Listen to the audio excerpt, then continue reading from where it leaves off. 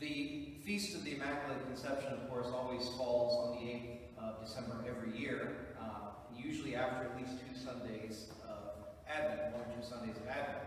It's very appropriate in light of what I've been preaching on to follow that up with this feast day, because I've been speaking about original sin and our redemption, and really the conception of Mary to Anne and Joachim, which was without original sin, marks the definitive turning point in salvation history, in the sense of this is when original sin begins to be undone. It's the first point that God intervenes in a miraculous way to stop the natural consequences of what Adam did. And he does so by the foreseen merits of Christ on the cross, as we understand from the dogma, but it's to prevent her from being conceived without original sin. It's the beginning of the undoing of the fall, and therefore worthy of such a solemnity. Es muy apropiado en seguir esta reflexión de Adviento sobre el pecado original y la redención en Cristo con esta fiesta, porque en este momento, en la concepción de la Virgen sin mancha, celebramos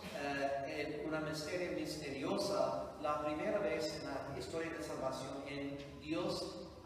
empiece concretamente de deshacer la caída de humanidad, del pecado de Adán, del pecado original. Y es en la Virgen Inmaculada en que Él hace este milagro y que le celebramos muy apropiadamente hoy con esta solemnidad. The theology of the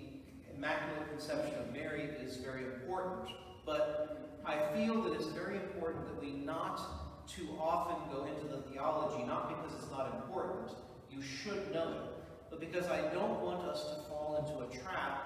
of trying to rationalize why we're celebrating this feast day of Our Lady. The conception of Mary without original sin is revealed by God. We find it in the words of today's gospel, because grace and sin are completely opposed to each other. Mary is full of grace, therefore she is completely free of sin. But the most important thing to point out, because our religion is a relationship, even though people try and separate those things, that we are honoring Mary as we ought to, because anything that we honor of God's work honors Him, and we honor her more than anything else because she is His greatest work. And her greatness is principally in her freedom from sin, from never at any point in her life having been separated from God or in any way offending God. And so that is worthy of praise. That is worthy of saying to God, good job, and for honoring her and praising Him on this glorious feast day. Quiero evitar la trampa de caer en siempre hablar sobre la teología de fiestas como la Inmaculada Concepción de la Virgen, porque está bien que necesitamos saber cómo contestar a los protestantes, etc.